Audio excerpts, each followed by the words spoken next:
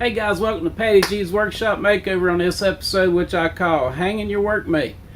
No, not that Workmate. We're going to try to make this Workmate 550 over here stick to this wall over here. So stick around.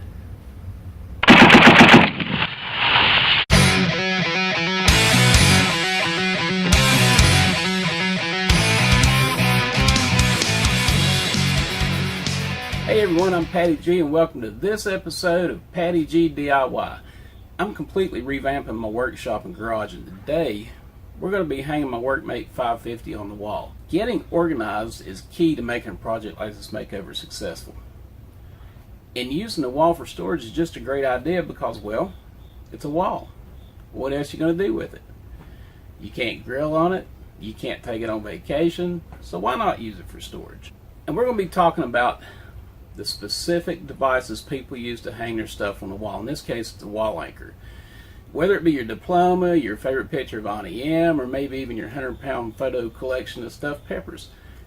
So let's take a few minutes to look at a few types of wall anchors, and then we'll see if we can't make this thing defy gravity. Okay, let's talk about wall anchors. Best way to hang things on the wall when there's no stud available to attach to is to use a wall anchor.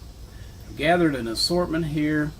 They're specific to the composition of the wall, be it concrete, block, drywall, paneling. We've got anchors available for all these things. So let's take a look at some more common types of wall anchors and their application in our homes and shops. First, we'll look at hollow wall anchors. Hollow wall anchors come in both metal and plastic.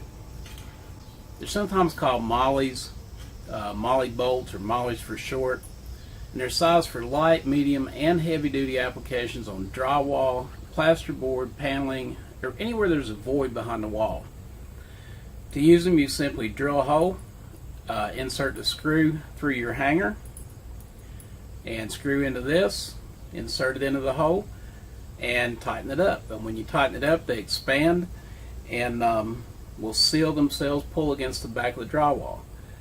They've been around forever, and they just work. Next, let's look at threaded drywall anchors. Threaded drywall anchors also come in plastic or metal, and they're really easy to install. You just screw them into the plaster wall or into the sheetrock wall. They're used exclusively on drywall type products. And here's a tip: when you insert these anchors, use a regular hand screwdriver or a light duty power driver like these, and stop turning the driver when the flange of the anchor snugs up to the front side of the wallboard. If you ever tighten these anchors, you'll pull through the paper on the drywall and lose most of your holding strength. Don't use a torquey high-speed drill gun. These anchors will run right through a wall in half a second.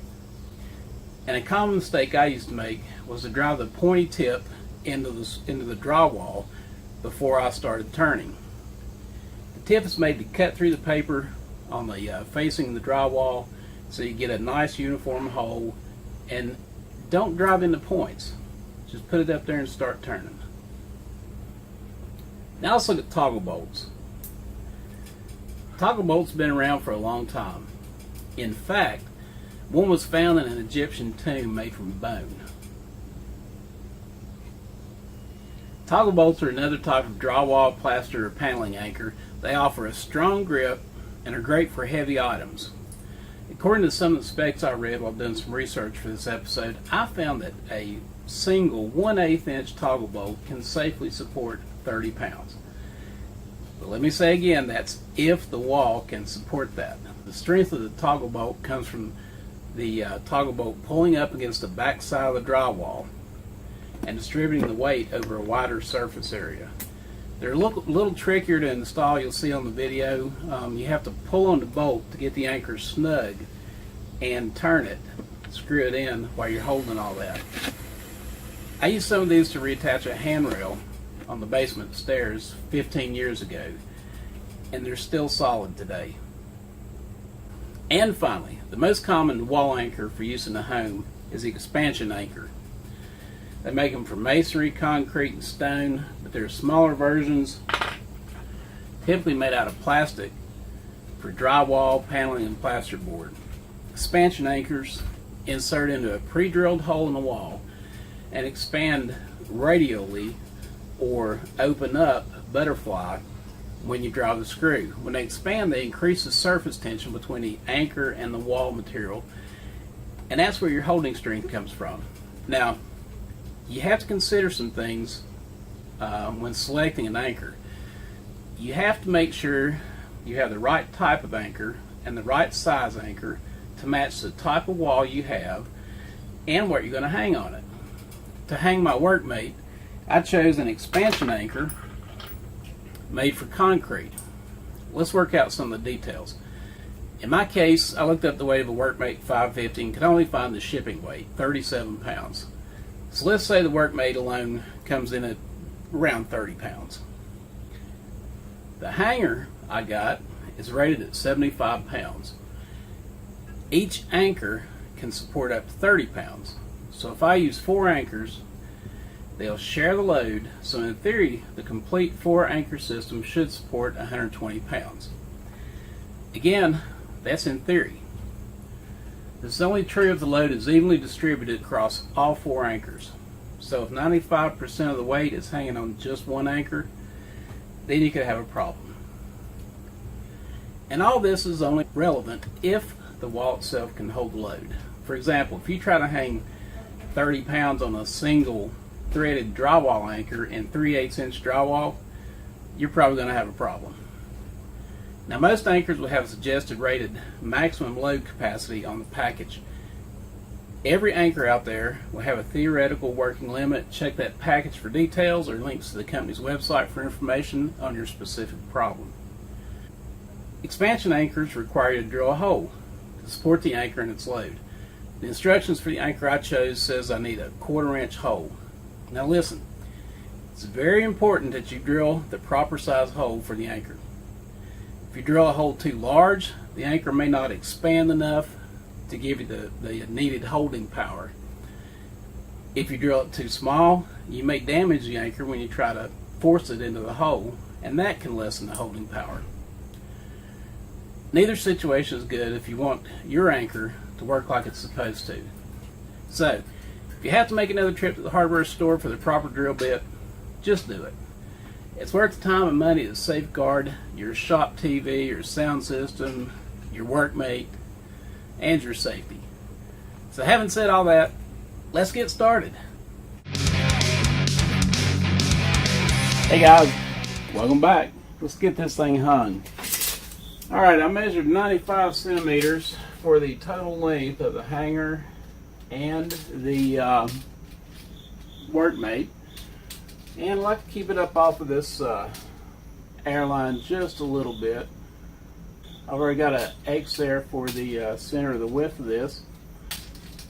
So I think if I set the top of the hanger about right there, we'll be in good shape.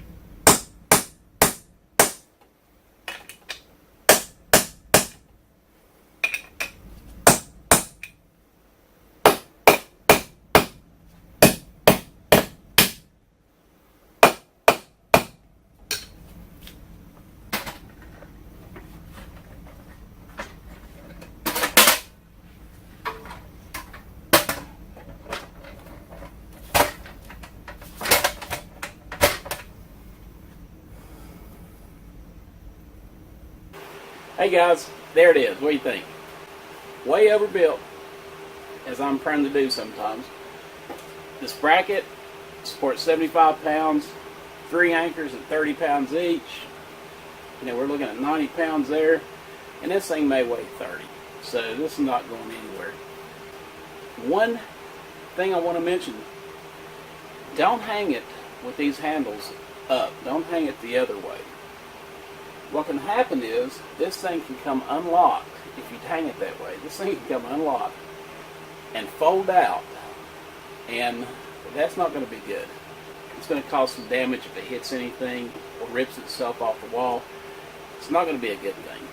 So make sure you hang it with the handles down and you'll be good. Listen, I got one more message for you, so stick around. Hey, thanks for watching PaddyG DIY. If you enjoyed the video, hit the like button. If you'd like to keep up with this channel and what's going on, hit subscribe. If you'd like to share this video with a friend, there's a button for that too. Hey, I'd love to hear about the projects you're currently working on. Post in the comments section below and tell me what you're doing. Stay tuned. My short-term goal is to upload a DIY video every week during this workshop makeover. And as always, thanks for watching. God bless. And go out and use this information in your projects.